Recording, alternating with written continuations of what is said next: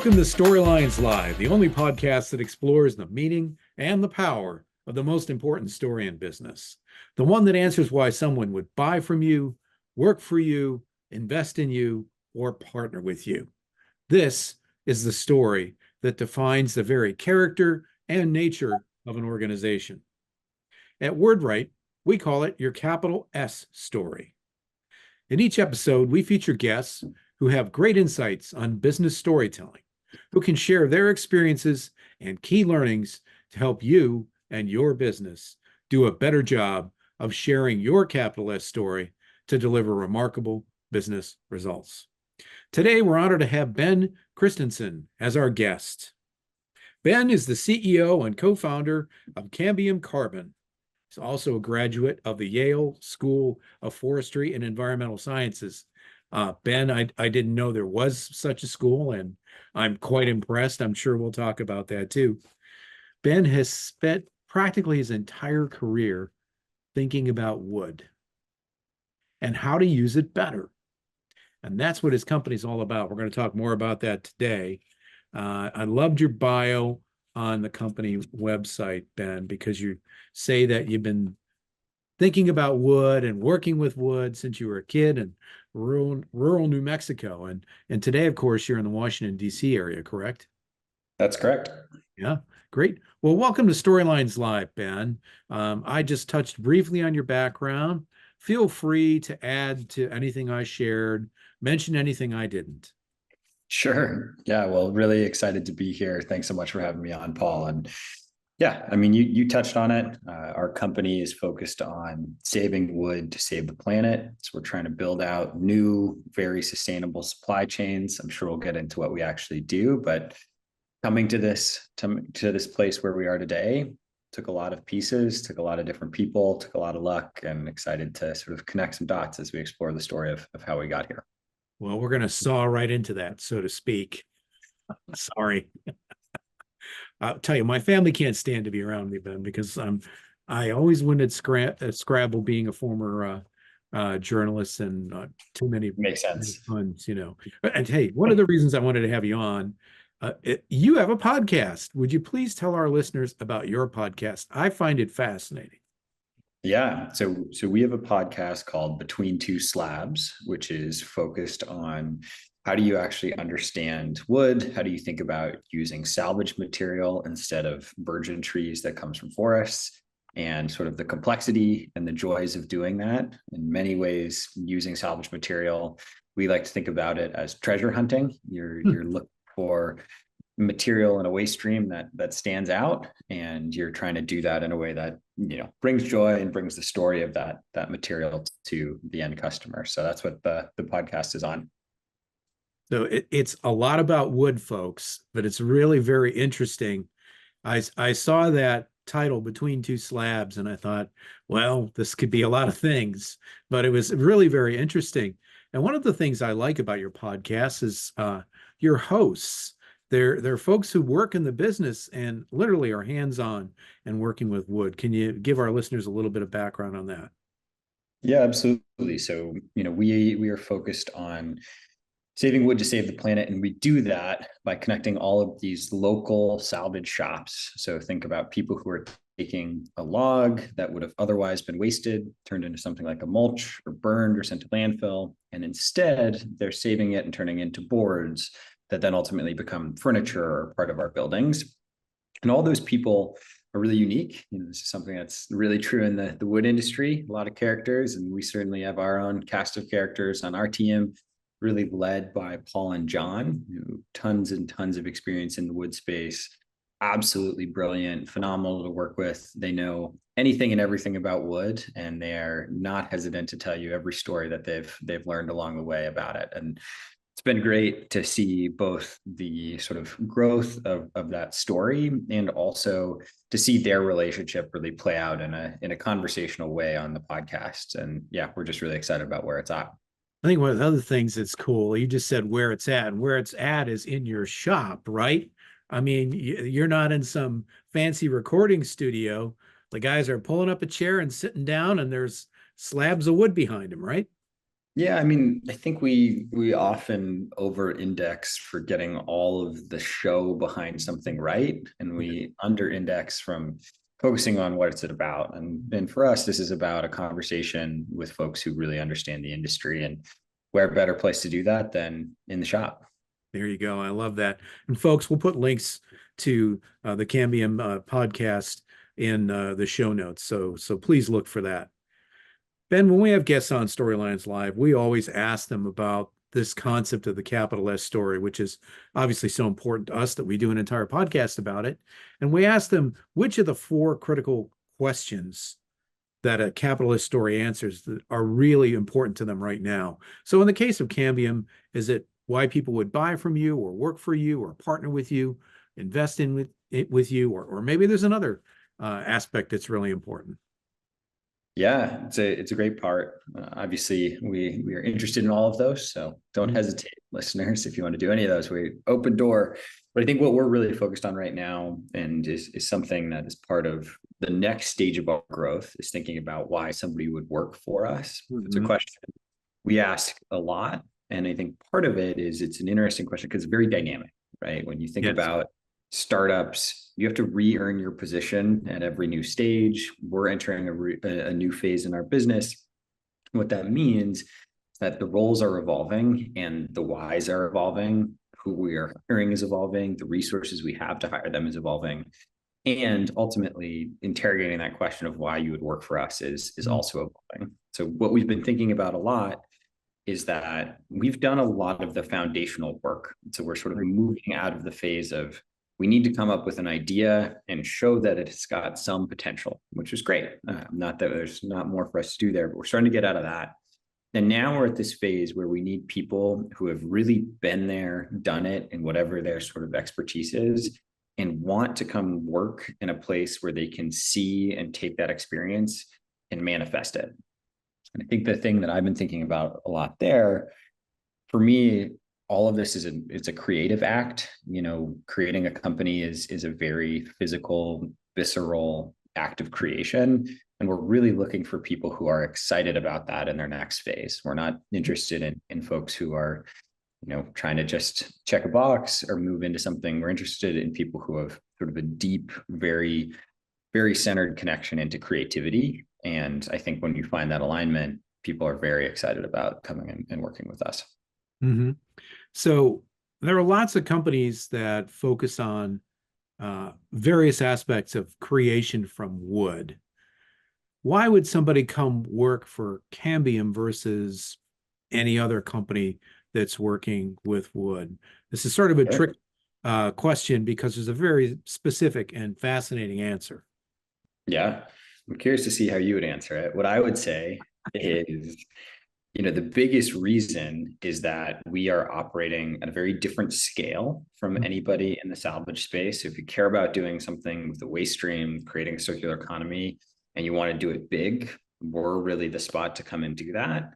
And then if you want to create a gigantic climate impact in a way that you can do quickly, and this is something that differentiates us from a lot of other climate solutions, is we don't have to go create the market. There's already $215 billion of wood in the US every year. We just have to plug into it. We don't have to go create the infrastructure. We already know how to process wood. We do have to transform the system, the incentives, and the business model. So it's a different type of challenge. And so I think part of that answer is you can come and make an impact really quickly at a scale that you can't in other places within the wood industry. But I want to know what you would say. Well, I appreciate you asking that question. And I probably should do more of that on the podcast. I've been thinking about that. So here's the thing. People who love wood, and I've had a lot of people in my life who love wood, they have a hard time throwing it away. I mean, the ones who really love wood, and really that's what your company is all about at its core, Ben. Uh, Even if you don't do woodworking, you've never had a sliver in your life, uh, you understand that by replanting trees, wood is renewable. The difference is, Cambium, you understand that wood is also reclaimable. So that fallen log, that that wood that somebody else might, as you said earlier in the episode, be burned or thrown away, doesn't have to be. And the beauty of that is the wood is not only saved and put to good use, but it has this tremendous impact on the world by reducing carbon emissions and the carbon footprint, right? So to me, the story why people would work for you is they not only want to demonstrate that wood is renewable, but that it's reclaimable. And you're one of the few places in the world where that can be done. I'm not really aware of many companies that are focused on the aspect of reclamation that you are. Yeah, there's definitely some who are doing it in lots of different ways. Great. It's a growing industry, but they have sort of a different scope. We're really trying to do it from sort of the bottom up and also the top down. And so I think that changes it. And yeah, I really like the shifting in and focusing on reclaimable. And I think you're getting to the core of it. And as a son of a carpenter who's got a garage that is never had a car in it because there's so much wood. See, this is what I'm talking about, Ben. It's true. It's very, very real. I've had family members who were older and into woodworking, and when they had to downsize, you try and go through that garage and say, this is left over from that XYZ project. And they're like, don't throw that away. That's a magnificent piece of cherry. Yeah, What we are you call thinking? it'll be perfect for itis. You've got that, Right. whatever it is, you just know at some point that'll be perfect for something. Something, right? Yeah, yeah. And that's what's great about your company, Cambium. You folks have figured out how to not only reclaim that wood, but to put it to a use where it'll be seen as well as reused. I think a lot of other companies that claim to be reclaiming wood, it's going places where nobody's ever going to see it or realize that it's made a sustainable contribution, right? Yeah, I mean, this is a big part of what differentiates us as a company is that the wood Absolutely. industry doesn't have a brand. There's no brand association. There's no storytelling. It's just wood is wood. It's the species. It's how it's finished. Mhm. No connection to the brand. And you look at any other industry, there's brands, and there's a reason for that because consumers connect with them and because it Absolutely. provides and creates very real value. And so we're really the first trying to bring that to the industry at scale.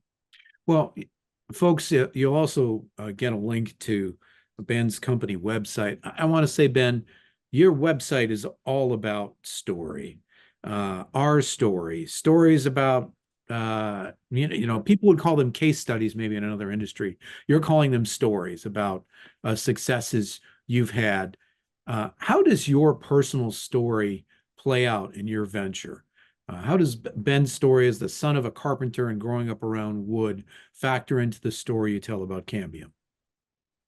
Yeah, it's all very, very connected.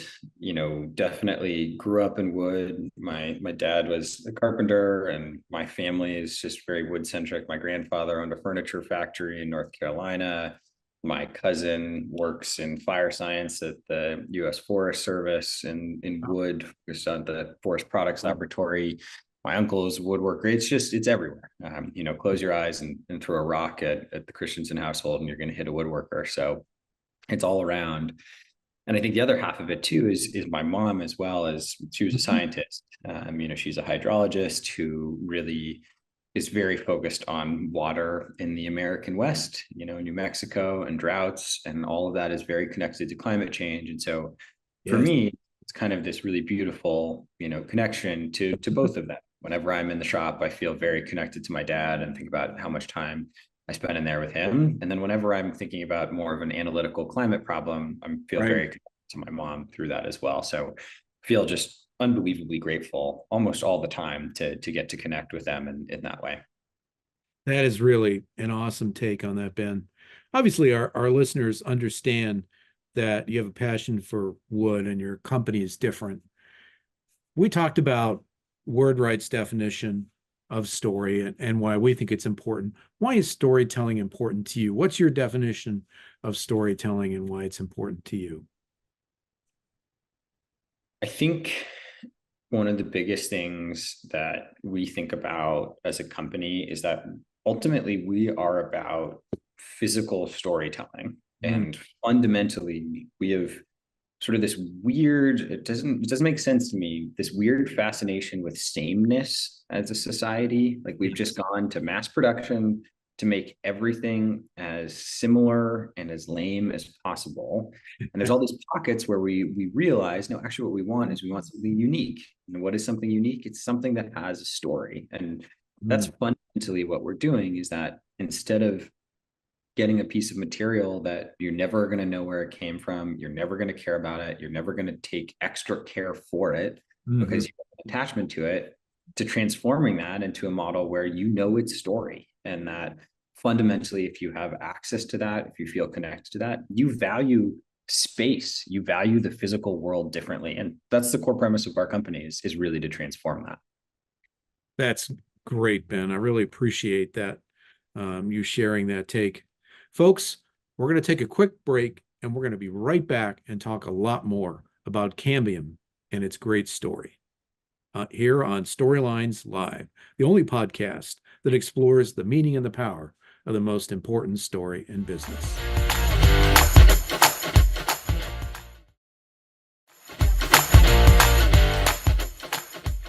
Thanks, folks. We're back with Ben Christensen, the CEO and co-founder of Cambium and of Forbes 30 Under 30. Ben, I can't imagine how I forgot to mention that. Before we dig into the company and how it got started and what you folks are working on today, tell our audience a little bit about that Forbes 30 Under 30. Yeah, I mean, it's like any award. It's great. You appreciate it. And you're really, really grateful. And, I think it's really important for me, and this is something that I've been on a deeper sort of lifelong emotional journey, and I think I'm in a much more evolved place here, is to not optimize for results or awards like that. You Yes. optimize for execution. And so really grateful and honored to be on lists like that, and some of the others that we've won. But also, to me, it's really about, can we execute and can we have and run a great process every single day as an individual and as a company. So that's ends up being where I get most excited. But it's always really great to be recognized, and it helps a lot. Well, humility is something that's great, whether you're talking about a wood expert or somebody else. So thanks for sharing that. So Cambium, how do you help people and the businesses or organizations that you serve? What would you consider to be the core of your value proposition? Yeah, so we really think about it in two big ways. So we think about the value we create for people who buy wood. So those are the people who are actively building a new building, are running a company that uses it like a furniture company. What we do for them is we give them access to a much more sustainable material with a brand that they can pass on to their customers, that their customers will care about, at competitive pricing. So you don't have to change on price. And you also get the storytelling of it all being local, right? And so people end up caring about that in a big way. And then the last part of that is really important, and we see on our clients more and more, is they want transparency. They want traceability within their supply chain. So we offer that to them in a big way. And then the sort of next step in the process, if you go backwards, we also really support the processors. So these are the people who are salvaging the material, who are doing the milling, who are doing the drying, who are doing the finishing and the fabrication. We help them by accessing large partners, by accessing big, large buyers. We also have built out technology to really serve their needs in the shop with inventory management, moving material and getting it online, and then ultimately tracking the impact data throughout their process as well. And then the first step is actually sourcing the material. So we really support arborists and tree care services by helping them utilize material instead of wasting it, by giving them places to take it where it could be reused instead of thrown away. And then we also really help cities, states, and counties think about, all right, we're thinking more from a larger agency perspective. What happens to our trees when they die? And we help them think that through and do it in a much better way. Yeah, we're recording this during the time of the year when we're coming out of winter, and I was thinking about recording this episode, Ben, and I'm looking at all these hillsides without any tree cover because it's winter, and all these fallen logs everywhere. And I'm thinking to myself, well, I know some of those need to be there in order to create natural regeneration for the forest, but boy, some of those could be purposely reused, right? Yeah, 100%. And there's definitely a significant portion of material that should be left on site Mhm. for, supporting the ecosystem, supporting soil health, supporting sort of nutrient cycling within the forests. But also a lot of it is already being taken off site and put on a landfill or Yes. wasted in other ways. And so that's, our main focus and where we're trying to target sourcing our material from. Yeah, I always think about the in suburban America, the tree services, and they always have a chipper or a grinder, and they're just taking all that wood and just, you know, I guess that hurts for somebody who cares about wood, right? Yeah, And it's I mean, think about how long it took to sort of create this material and how quick we are to destroy it. yeah, if a storm takes down a 70-year-old tree, right? Wow. Yeah. Well, this is mind-blowing. Now, you said a couple of things that I think our audience would be interested in. I know I am. One is that your work is local. The wood is local. How does that work? Could you explain that a little bit? Yeah, absolutely. So right now, the wood industry is massive. It's a huge global industry. In the US, we end up sourcing a good bit of wood from the US, but we Mhm. also import tons and tons of wood. And we also do a lot of things where we will ship material far across an ocean and ship it back. So a good example is we're working with a company in Pennsylvania, actually, who was cutting down trees in Pennsylvania, shipping them to Italy to get processed, and then shipping them back. And we said, hey, we could just do that for you in Philadelphia and then ship it to sort of your end store. And Yeah. so that completely transforms the amount of shipping that needs to be done, which is great for the planet. And then it also really invests in American manufacturing. And that's one of the big things we're very focused on is how do we bring back jobs and the infrastructure in the US to actually process this material? And how do we do that in a way that is the next generation of it, which to me means making that much more equitable, focusing on workforce development, creating access to those jobs for really sustainable amounts of time. So that's a big part of what we're trying to do there. That's fascinating. The other thing you mentioned was technology. And you folks have, I think it's called Trace. That's correct. Yeah. Yeah, but it's not spelled, folks, Trace. It's spelled slightly differently for a reason, I'm sure, Ben. Can you enlighten us? Yeah, so it's actually Danish for tree. So tying Oh, into I have Danish roots, if you will, and we were tying into that. And obviously, the whole goal of it is to create transparency around the life cycle of a tree. And so you trace it throughout the entire system. And the domain was also available at the time, which is always a factor in the naming process. you see, folks, did you catch that? That's very smart storytelling, which, by the way, I'm sure some of you are wondering what Cambium means. It's a great company name. Ben, enlighten the audience. What is that? Why'd you pick that name for the company? Yeah. So if you can picture a tree ring, sort of the classic, you've cut a log open and you see the rings. Each of those rings is a growth layer. So it represents first growing during the growing season and then less but more dense growth during winters. Each of those layers is the cambium layer. Hmm. So the outer layer of the tree is actually the growth layer, and then the inner layers are not actually facilitating growth anymore. So trees kind of grow on the outside and get bigger and bigger and bigger. So the cambium layer is all about growth, and it's all about connecting across scales. So the cambium layer is the growth layer, and it also houses the water, the nutrients that move from the leaves to the roots and from the roots to the leaves. And so what it really does is it's a connector that connects across scales. And that's who we really see ourselves as a company. Is we're focused on growth. We're really focusing on growing and creating impact by, expanding our business and our impact. And then we're also very focused on connecting. So we work at the national, the global scale. We just won a World Economic Forum prize. And Yes. then we also are very focused at the hyper local scale, down to the single tree in a city, working with local producers and trying to do all of that seamlessly. Okay. You mentioned your World Economic Foreign prize. So now you have to explain to the audience how it was that you got that award. Yeah, we are just starting to see more and more recognition for this opportunity, in the sense that saving wood has the opportunity to be over a gigaton solution globally. What is a gigaton? It's basically the threshold for truly scalable climate solutions. And so big opportunity there. It's one that is fairly overlooked. And yeah, I think we're just starting to feel really lucky and very excited that, you know, the climate community and some of these other folks are starting to see this is something that is deployable quickly. Well, congratulations on that. I think that's awesome, Ben. You know, we always like to ask leaders that we have on the podcast what gives them the greatest satisfaction in what they're doing.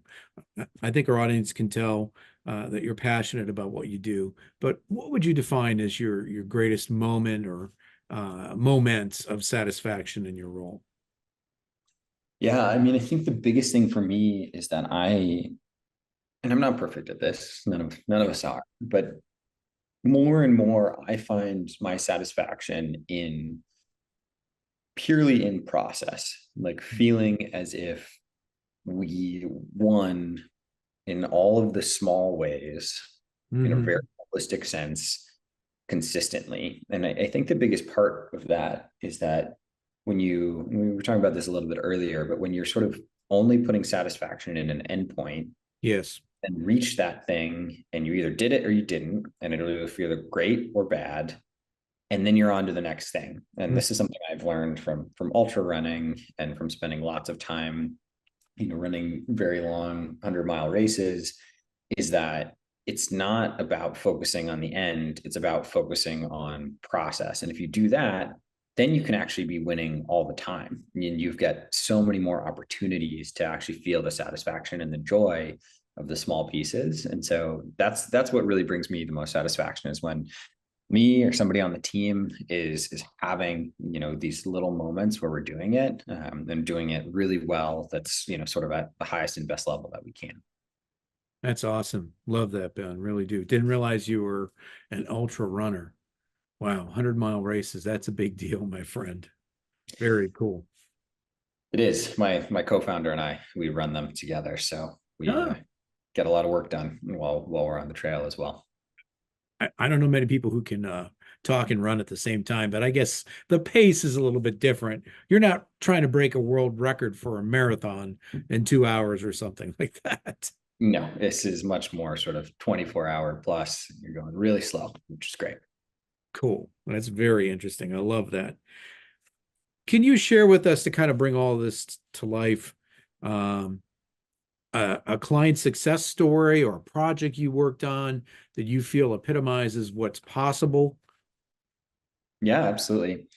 You know, we're really excited about our partnership with Room and Board. So Hmm.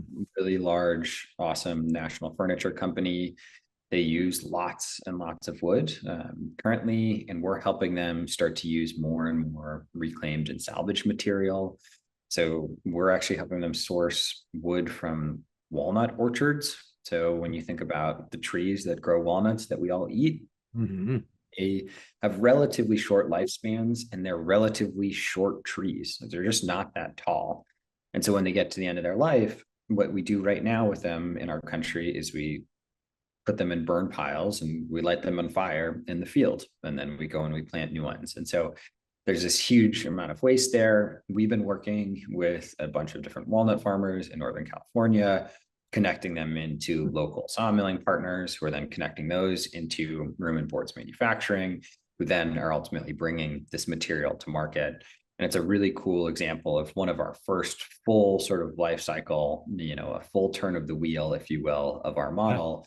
And they've been a really great partner for us. That's awesome, Ben. Thanks for sharing that story. I'm never going to look at a walnut tree the same way anymore. By the way, Shouldn't. it's a wood that a lot of people like, right? They like walnut, so you can do some fun things with that. That's awesome. Ben, what's the best way for people to reach you and your company? Yeah, so you can find us at carbonsmart.com. So pretty easy, carbonsmart.com. You can always reach out to me directly. I'm on LinkedIn, I'm very active on LinkedIn. So Ben Christensen, Cambium Carbon, you'll find me. I respond to all of my DMs. So if you ever want to talk, have ideas, or want to get connected with our company, please do reach out. That's great. Ben, it's been awesome to have you on Storylines Live. Thank you so much. Folks, you'll find all the links in the show notes. I not only want to thank you, Ben, for being here today, but I want to thank all of our listeners for joining us for this episode of Storylines Live, the only podcast that explores the power and the meaning of the most important story in business, the one that answers why somebody would buy from you, work for you, invest in you, or partner with you. Your capital S story. Thanks for joining us. We'll see you next time.